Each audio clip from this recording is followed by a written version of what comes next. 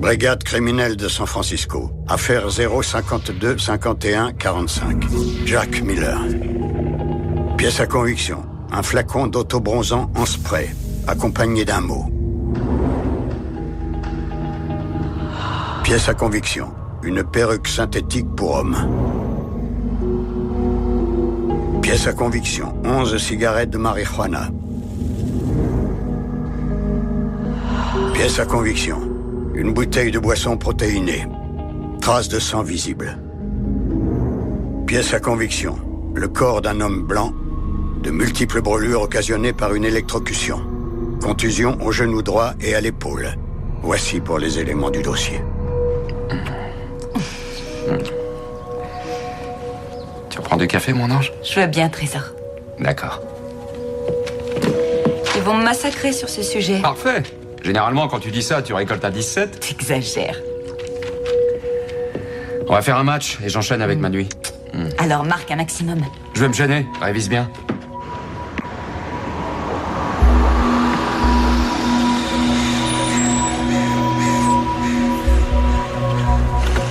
Comment allez-vous, monsieur Miller?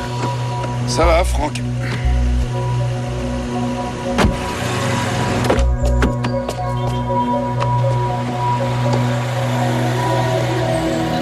Repassez donc dans 2 heures, Franck.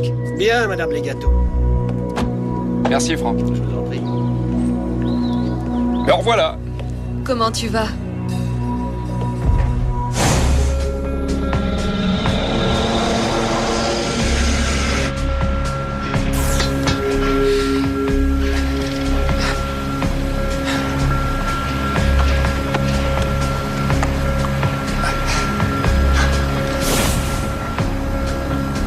Hé, Miller, j'imagine que des félicitations s'imposent. C'est vrai? Bah ouais, j'ai appris que t'allais devenir formateur, espèce de vénard. Ouais. Je te remercie. Il se fiche pas mal du nombre de brûlures thermiques qu'on a au compteur depuis 15 ans, hein. Ce sera bientôt ton tour, Billy. bientôt. J'ai pas besoin de ta pitié, mon pote. On sait tous les deux que c'est du bidon, cet avancement. Doucement, s'il te plaît. Je le prends sur le ton que je veux. Allez, pause repas, les mecs.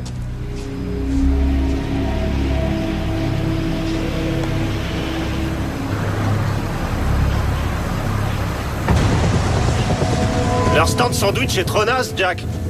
Tu peux même pas rajouter de la moutarde toi-même. Du coup, je t'ai pris un jambon fromage. Oh merde! Appelez une ambulance, vite!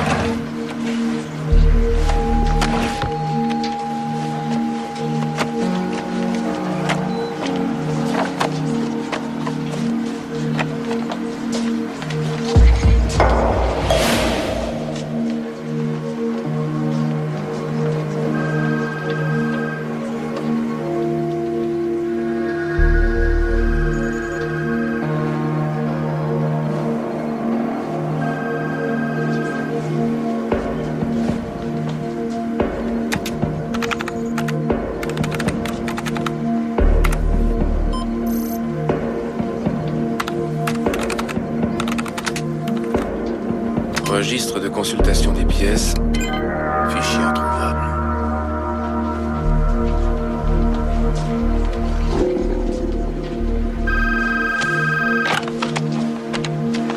Call.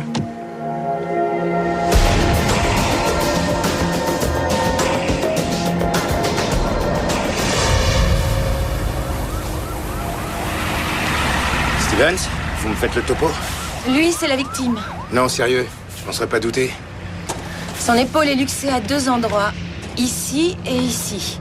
Il est raisonnable de penser qu'il s'est battu avant de toucher le transformateur. Il est mort sur le coup? Une décharge de 10 000 volts. La chaise électrique, c'est 2000 volts pour info.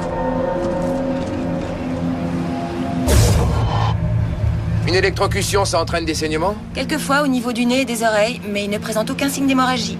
Wensky, tu me trouves le responsable de la centrale. Et surtout qu'il ne laisse partir personne de l'équipe de nuit. Vous l'avez vu quand pour la dernière fois? On a dû se parler vers minuit. Quand je l'ai revu... Oh merde, vous l'avez vu comme moi? Vous avez parlé combien de temps? Je sais pas, 2-3 minutes. Vous êtes allé où après votre conversation? J'ai pris ma pause repas. Des gars de votre équipe disent que vous étiez remonté en apprenant que Jack avait été promu et pas vous. Bah ces mecs-là, ils se trompent. Il n'y avait aucune jalousie entre Jack et moi. Dans le temps, on était toujours fourrés ensemble. Dans le temps? Ouais. On jouait au basket une fois par semaine. Et puis il s'est marié. Vous avez été inculpé 2 fois pour agression en 97. C'était sur des partenaires de basket également?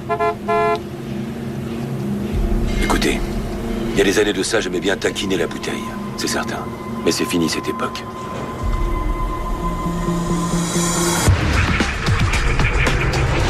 Une clôture grillagée de 2,20 m et 2 portes ouvertes à tout vent. Va savoir, ça peut très bien être quelqu'un de l'extérieur. Ouais, possible. Qu'est-ce qu'il y a? Non, rien. Qu'est-ce qu'il y a? J'étais en train de me dire que ce gars-là aurait dû poser ses jours de repos. La municipalité ne veut plus que ses employés se fassent payer les jours de congé excédentaires. J'ai parlé au patron de Miller et Jack, lui, c'est précisément ce qu'il avait demandé. Ils ont refusé. Tous ces jours qui lui restaient. Et qui ne valent plus rien. Faut jamais remettre à demain.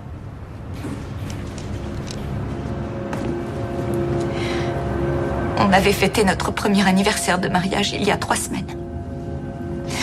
L'année qu'on est passée, c'était comme une lune de miel ininterrompue. Tout était devenu tellement plus facile entre nous. Vous aviez rencontré des problèmes avant votre mariage? Non, seulement les crises habituelles. Votre mari venait récemment d'obtenir une promotion à la centrale. Est-ce que certains de ses collègues auraient pu éprouver de la rancœur? Je n'étais pas au courant pour cette promotion. Je savais qu'il faisait des heures supplémentaires, mais c'était pour arrondir les fins de mois. Parce que Jack voulait absolument que je puisse lâcher mon job, histoire de reprendre mes études à plein temps. Est-ce qu'il avait changé de comportement ces derniers temps? Modifié ses habitudes? Non, du tout. Sauf que, je vous l'ai dit, il avait changé juste après le mariage, mais c'était pour le mieux. Il n'y avait pas de mari comme Jack. Madame, vous avez déclaré l'avoir vu ici même avant qu'il parte au travail, c'est ça? Oui, en fait, il allait d'abord disputer un match avec des collègues de la centrale. Et c'est la dernière fois que vous lui avez parlé? Oui. Vous permettez qu'on jette un coup d'œil? Bien sûr.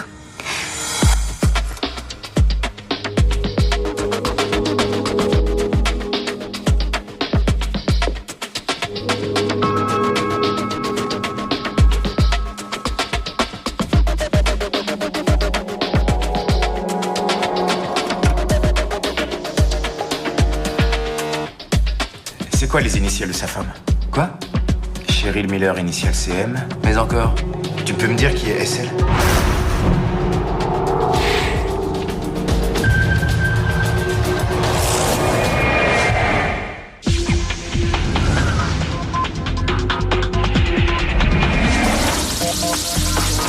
Si toutes les femmes mariées fouillaient dans la boîte à gants de la voiture de leur époux, il y aurait 2 fois plus de divorces. De l'autobronzant et une boisson protéinée? Ouais? Je sais pas, moi, tu trouves pas ça un peu curieux? Et s'il faisait du bodybuilding? Et si c'était un frimeur? Inspecteur, on a interrogé ces terminaux bancaires au sujet de l'autobronzant. On a un reçu de carte de crédit. Le spray a été acheté dans une boutique de Fillmore par Franck Petitella. Franck Petitella. Et aucun reçu avec les initiales SL? Vous avez une adresse? Bien sûr. C'est signé SL, c'est peut-être les initiales d'un surnom? Toujours sexy à mes yeux. Tu crois que Miller a pu avoir une liaison avec ce gars-là? Ça nous éclairerait sur l'autobronzant, la boisson protéinée, si la victime était du genre joyeux. Tu crois pas? S'il était du genre joyeux. Hé! Franck Petitella? Oui? Nous enquêtons sur le meurtre de Jack Miller. Vous le connaissiez? Monsieur Miller? Il est mort? Exact. Vous le connaissiez bien? Je le connaissais pas plus que ça, j'ai dû le conduire une quinzaine ou une vingtaine de fois, mais je comprends pas c'est arrivé comment. Et où est-ce que vous le conduisiez à chaque fois? Chez mon employeur. Ce monsieur, il a un nom? Elle a un nom, évidemment. Ses initiales, ça serait pas SL? Oui, Suzanne Legato.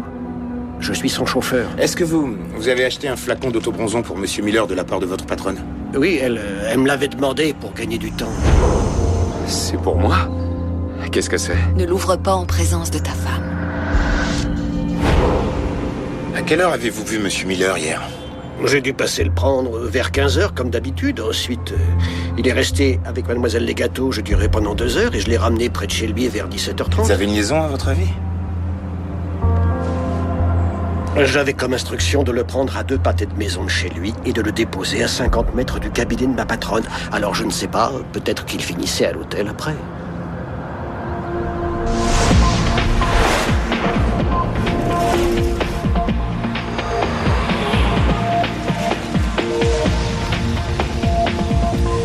Votre chauffeur, Monsieur Petitella, nous a dit que vous entreteniez des relations proches avec Monsieur Miller. C'est vrai? Jack et moi étions dans la même classe au lycée à Carmel. Nous nous étions revus l'année dernière lors d'une réunion d'anciens élèves. On avait gardé contact. Vous aviez rendez-vous avec Monsieur Miller tous les vendredis, Mademoiselle Legato. Je n'aime pas vos insinuations, et c'est docteur Legato, je vous prie, inspecteur. Il s'agissait seulement de déjeuner entre amis. Je garde des amis de longue date sans pour autant manger avec eux toutes les semaines. À votre avis, pourquoi Monsieur Miller n'a jamais parlé à sa femme de ses déjeuners? Je n'en ai aucune idée. Est-ce que vous êtes marié, docteur? Non, inspecteur. Un petit ami? Non. Vous avez offert à Jack de l'autobronzant accompagné d'un mot le décrivant comme sexy. Vous confirmez? Je m'amusais à le taquiner. Jack avait tendance à se trouver beaucoup trop pâle. Des problèmes à signaler au cours de vos relations amicales? Je ne sais pas combien de temps je pourrais continuer à faire ça. Non, tout ça n'a vraiment aucun sens. Pourquoi en aurait-on voulu à Jack?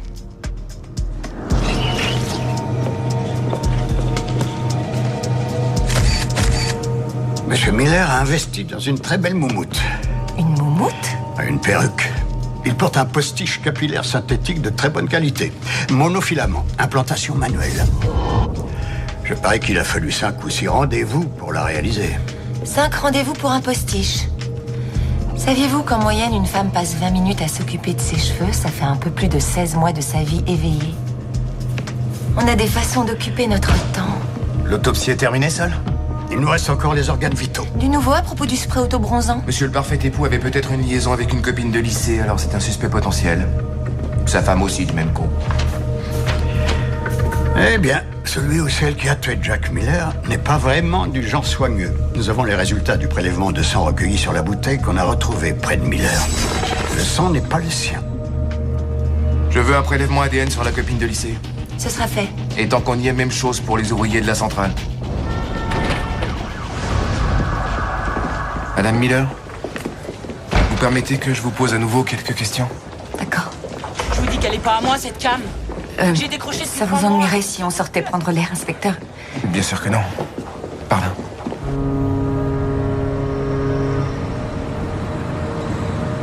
Je sais pas trop comment passer la journée. Je vous demande pardon? Je suis censée faire quoi exactement? Est-ce que je dois continuer de fouiller dans ses affaires dans l'espoir de trouver une explication, ou est-ce que je retourne sagement à mes cours comme j'en ai l'habitude? Allez voir quelques proches, il faut pas rester seul. Et quand ils deviennent gonflants, vous leur dites de vous lâcher un peu. En fouillant dans ses affaires, j'ai trouvé ça. Je suis dépassée, ça n'a aucun sens. Je veux dire, je vous le garantis, Jack ne fumait pas d'herbe. Il ne buvait pas d'alcool. Il ne supportait pas qu'on puisse fumer en sa présence, alors imaginez. C'est probablement insignifiant pour vous, mais je me suis dit... Au contraire, tout détail, aussi anodin soit-il, peut nous faire avancer. Madame Miller, je vais devoir être franc avec vous. On est pratiquement sûr que votre mari voyait quelqu'un. Quoi? Est-ce que vous connaissez une certaine Suzanne Legato? Je sais pas trop, je crois que Jack avait une copine du lycée. Il me semble qu'elle devait s'appeler Suzanne, Votre mari ne jouait pas au basket les vendredis après-midi. Bonjour, Franck. Nous savons qu'il voyait Suzanne Legato régulièrement depuis 1 an. Vous dites n'importe quoi. Le docteur Legato nous l'a avoué et son chauffeur a confirmé. Pourquoi vous me racontez ça? Madame... Maintenant, fichez-moi la paix. Madame Miller.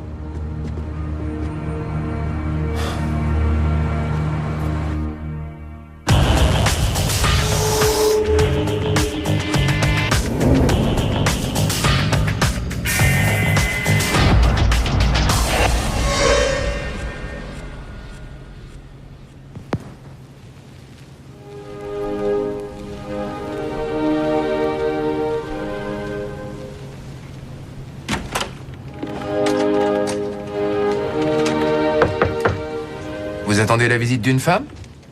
Oh, c'est vous, entrez, jeune. Je vous dérange pas, j'espère? Non, bien sûr que non. J'ai besoin de votre signature pour la demande de prélèvement ADN. Un stylo, peut-être? Oh, oui, merci.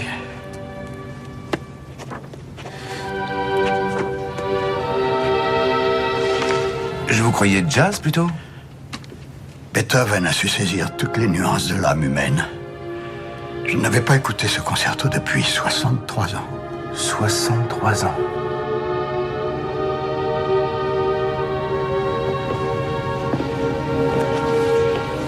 Vous êtes sûr que tout va bien? Oui, ça va, jeune. D'accord.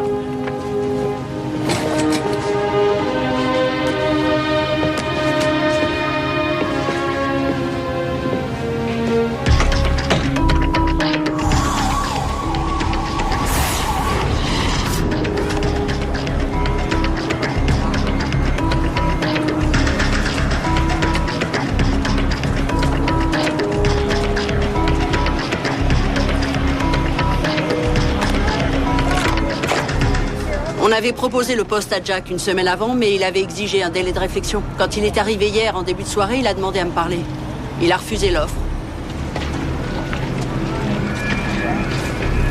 Il a dit non à une promotion. Je sais, c'est étonnant. Et il vous a dit pourquoi? Il m'a juste dit qu'il ne conviendrait pas pour ce poste. Miller décline une promotion et n'en parle même pas à sa femme? Peut-être qu'il avait pas l'intention de s'éterniser dans la région, qu'il avait prévu de s'en aller avec sa lycéenne. Mais quoi, il aurait changé d'avis? Il aurait refusé de quitter sa femme et la maîtresse l'aurait tué? Je ne sais pas combien de temps je pourrais continuer à faire ça. Attends, pourquoi elle lui aurait fait un cadeau 8 heures avant d'en finir avec lui? On reprend. Admettons qu'il a retrouvé son amour de jeunesse, d'accord? Il se met à faire un peu de gonflette, masque sa calvitie avancée et se donne bonne mine. Tout ça pour lui plaire à nouveau?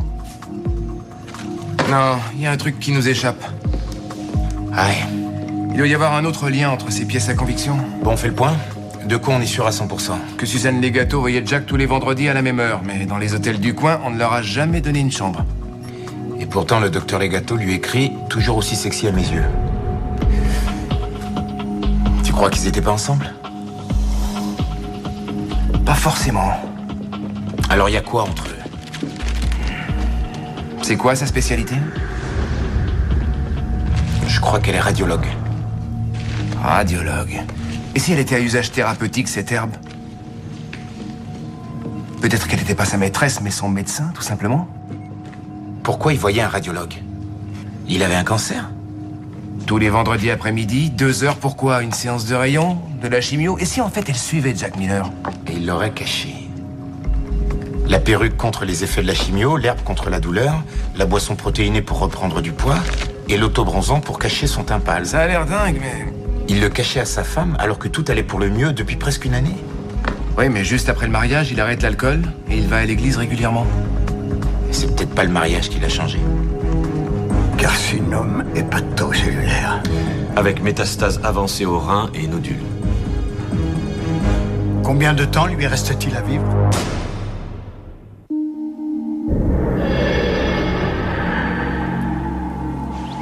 Miller allait mourir des suites d'un cancer du foie.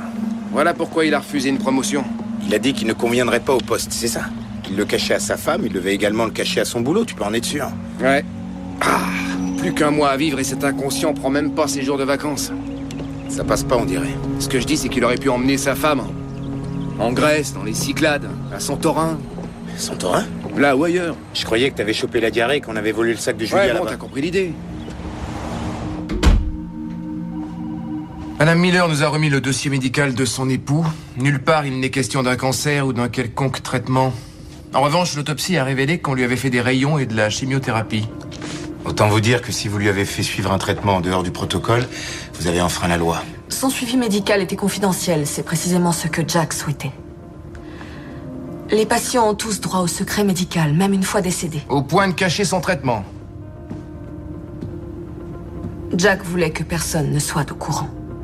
Nous nous sommes revus lors d'une réunion d'anciens élèves l'année dernière. Il m'a dit qu'il allait épouser Cheryl dans une semaine. Il avait l'air de nager dans le bonheur. Mais il m'a également dit à ce moment-là qu'il perdait beaucoup de poids et qu'il avait des nausées à longueur de journée. À l'évidence, c'était une jaunisse. Quand avez-vous diagnostiqué un cancer? Il est venu me voir à mon cabinet le lundi d'après et je lui ai immédiatement fait un prélèvement sanguin. Son taux d'antigène était trop élevé, c'était inquiétant. J'ai diagnostiqué un cancer hépatique au stade terminal 5 jours seulement avant son mariage. Et là, il ne dit rien à sa femme? Il ne voulait pas gâcher cette journée qui représentait tellement pour elle. Il ne lui a jamais dit après? Il disait que plus il y pensait, et moins il voulait le lui annoncer au bout du compte. Il refusait qu'elle passe le temps qu'il lui restait à pleurer. L'hypothèse d'un suicide est envisageable? Très franchement, ça m'étonnerait. Jack vivait en sursis et en avait pleinement conscience. Il voulait profiter du peu qui lui restait.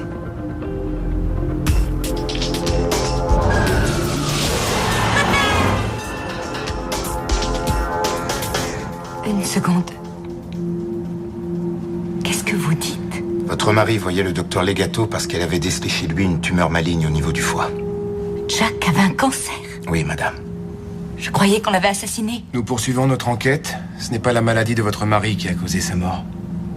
Et ça a été décelé quand? Il y a à peu près 1 an. Ça faisait déjà 1 an qu'il était au courant. Votre époux a demandé à ce que l'information demeure confidentielle. Mais enfin, pourquoi il ne m'a rien dit? Je veux dire, je l'aurais aidé de toutes mes forces, j'aurais fait n'importe quoi. Madame Miller, auriez-vous noté un détail qui vous fasse penser que votre mari aurait pu vouloir en finir? Jack n'aurait jamais fait ça. Quand la maladie atteint les os, la douleur redouble d'intensité et elle peut devenir insupportable. Vous voulez me faire croire que mon mari aurait mis fin à ses jours et m'aurait laissé seule, sans même une lettre? Il savait qu'il n'avait plus beaucoup de temps à vivre. Vous avez dit qu'il l'avait appris quand? En mai, l'année dernière. Et quand ça, en mai?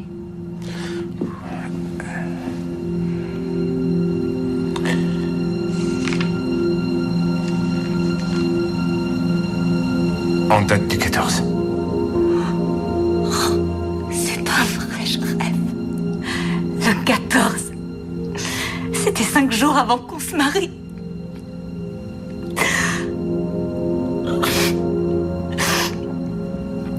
Pourquoi est-ce qu'il ne m'a rien dit? Enfin, pendant toute une année, là. Pendant presque 1 mois, j'ai laissé Jack tout seul pour aller aider ma sœur qui venait d'avoir son bébé. Et j'ai passé l'autre moitié de l'année plongée dans ces saletés de livres pour mes études. Alors que lui, il souffrait, seul en silence. Sans moi, j'aurais changé tellement de choses si j'avais su. C'est peut-être pour ça qu'il vous a pas mis au courant. Ça voulait dire quoi, ça? Quoi? C'est peut-être pour ça qu'il vous a pas mis au courant. Et alors? Et alors, il avait aucune excuse de garder le silence. Désolé, je suis pas d'accord. Il voulait pas que sa femme le regarde comme un mort-vivant. Il souhaitait que son bonheur. Et t'as vu le résultat? C'était inévitable. Alors, à ton avis? C'est un suicide. La douleur est trop forte, il passe à l'acte sur le coup sans laisser de mots. Mais tu t'entends un peu? Tu trouves ça normal qu'un beau matin, une femme se réveille, son mari est mort et elle sait même pas pourquoi? Il voulait qu'elle vive normalement. Si elle avait été au courant, elle aurait abandonné ses études. Lui, au contraire, il enchaînait les heures mais en attendant, il lui mentait. Pour la protéger. Il lui a dit qu'il ne pouvait pas avoir d'enfant parce qu'il savait qu'il ne serait plus là. Dans le même cas, t'aurais rien dit à ta femme, toi. 1 semaine avant le mariage? Aucune chance.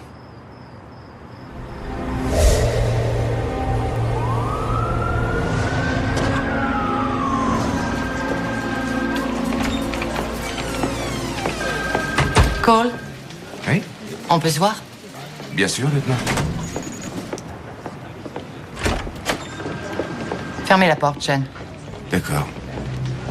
Aux archives, ils ont repéré une connexion au fichier du meurtre de votre femme. On s'est servi de l'identifiant de Bishop pour accéder au dossier de Julia, et ça, de votre ordinateur. Quelque chose me dit que ça n'est pas lui. Et je sais que vous avez consulté plusieurs dossiers de suspects ces derniers mois. Alors je vais le répéter une dernière fois. Votre fonction d'inspecteur ne vous autorise pas à enquêter sur le meurtre de Julia. Est-ce que c'est clair?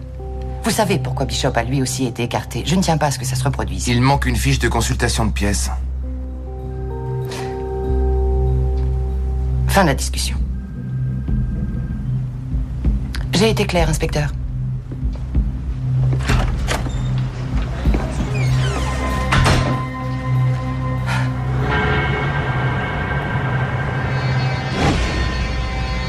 flagrant ici, au regard du positionnement du biceps. La luxation de l'épaule est clairement antérieure. Elle est survenue quelques instants avant l'électrocution. Vous maintenez que c'est un homicide? Je dis que la luxation, elle, est antérieure, et je doute fort qu'il se soit automutilé.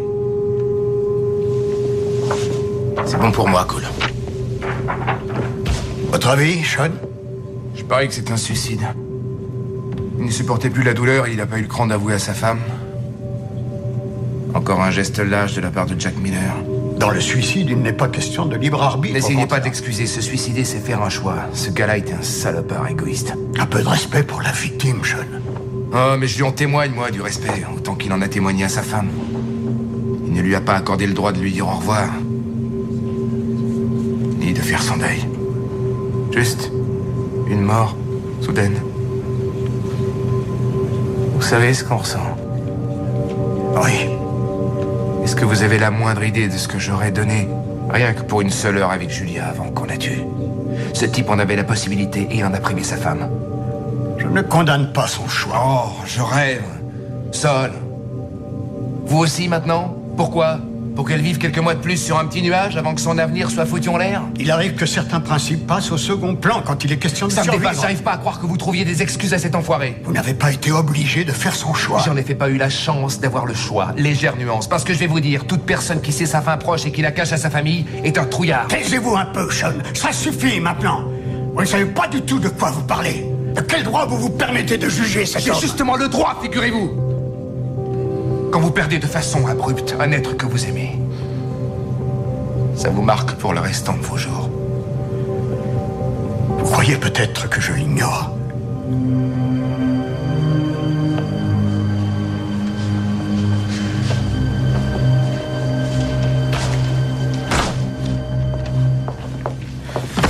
Attention! Ça va, inspecteur? Désolé. Un des prélèvements ADN correspond au sang sur la boisson protéinée. D'accord. Excellent. Le sang est celui de Billy Evans, un des collègues de Miller. Billy Evans? Le sang sur la bouteille? C'est ce que j'ai dit. D'accord.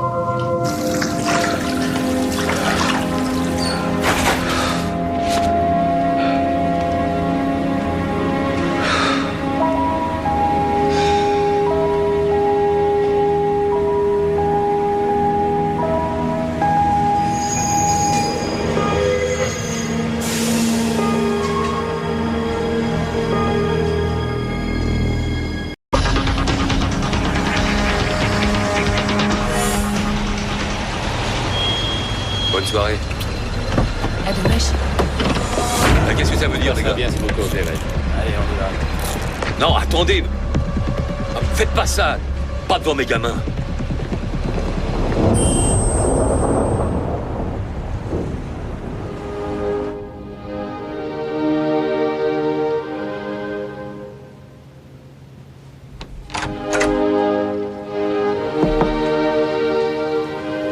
Sol. En fait, je viens vous présenter mes excuses. À propos de tout à l'heure, j'avais pas l'intention... Oh, c'est pas grave, je comprends. De mon côté, je n'aurais pas dû élever la voix. Oh non, c'était ma faute. C'est moi qui suis désolé. Ça n'a pas été une journée très facile. Asseyez-vous. Non. Mon père savait qu'il n'en avait plus pour longtemps. Il a choisi de me mentir pourtant. Mais ce n'était pas un trouillard, Sean. Nous habitions à Noem, une petite ville aux alentours de Francfort. À l'époque, j'avais 10 ans et j'étais réellement doué pour le violon.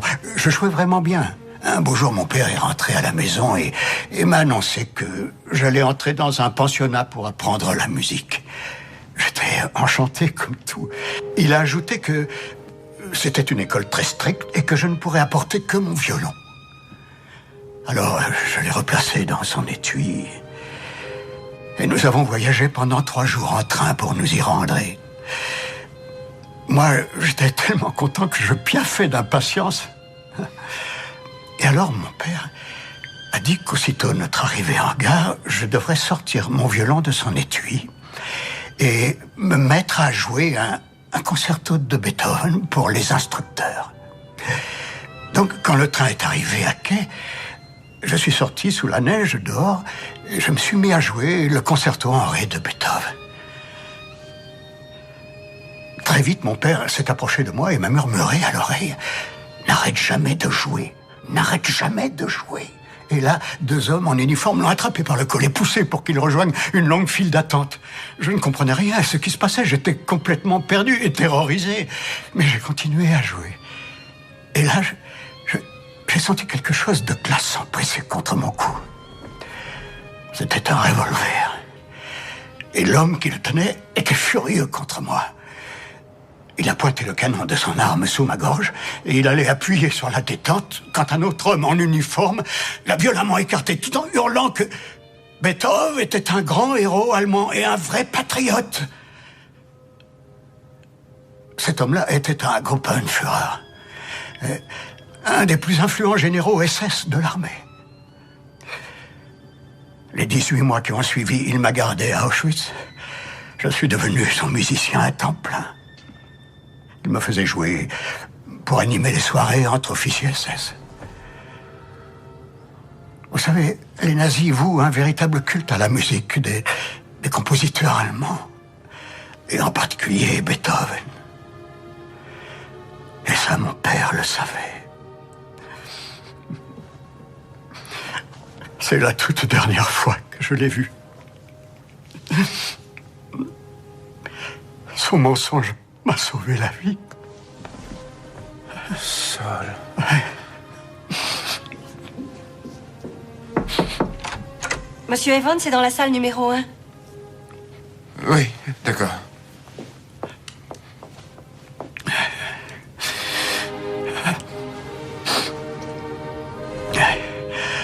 Il faut protéger nos concitoyens, inspecteur.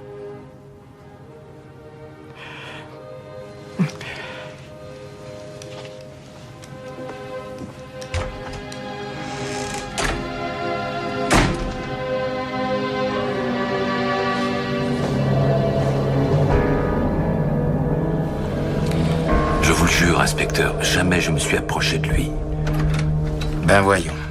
C'est juste quelqu'un d'autre qui se baladait avec un échantillon de ton sang et qui en aurait renversé sur la bouteille quelques secondes seulement avant de le pousser sur le transformateur.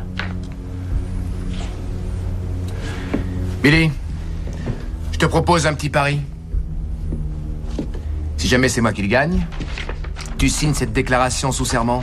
Et si j'ai tort, tu peux rentrer chez toi. On parie quoi? Que si tu remontes docilement tes manches jusqu'au coude, on va voir d'où vient le sang sur la bouteille. Ça et des traces de lutte acharnée. Tu n'as aucune coupure, aucun bleu au niveau des mains. Et la nuit du meurtre, quand on t'a interrogé, tu n'avais rien au visage. Il nous reste les genoux et les coudes. Et comme on sait que cette tache de sang ne résulte pas d'une projection, moi je dis que tu as remonté tes manches de chemise et que tu t'es esquinté au coude en te bagarrant avec Jack Miller. Je vous dis que j'ai pas tué Jack. Si j'ai menti, c'est que je voulais pas qu'on puisse me soupçonner. J'ai rien fait. Pourtant, Billy, que tu le veuilles ou pas, t'es impliqué. C'est vrai, je suis retourné voir Jack. Après notre dernier échange. Parce qu'il avait dit un truc que j'avais trouvé bizarre. On discutait de ce fameux poste qu'il avait décroché et il a dit « Je sais que toi aussi ce sera bientôt ton tour. » Bientôt, il a ajouté. Mais d'une façon très bizarre, genre information confidentielle. Alors je suis retourné le voir pour le cuisiner. Qu'est-ce que t'as voulu dire tout à l'heure? Comment ça? On aurait dit qu'il était dans les vapes. Il était comme étourdi. Je sais pas trop. Ah, et puis laisse tomber. C'est après eux que j'en ai, pas après toi. Ça y est, Jack, je t'en veux pas une seconde. Non. Jack? Jack, tu vas bien? Qu'est-ce que t'as? Ça va. Hé, il y a du jus là-dedans. Fais gaffe, Jack! Jack! Oh! J'étais comme paralysé. J'ai même pas essayé de le sauver. Pourquoi ne rien avoir dit plus tôt? J'ai complètement flippé. Je venais d'assister à la scène et j'ai paniqué.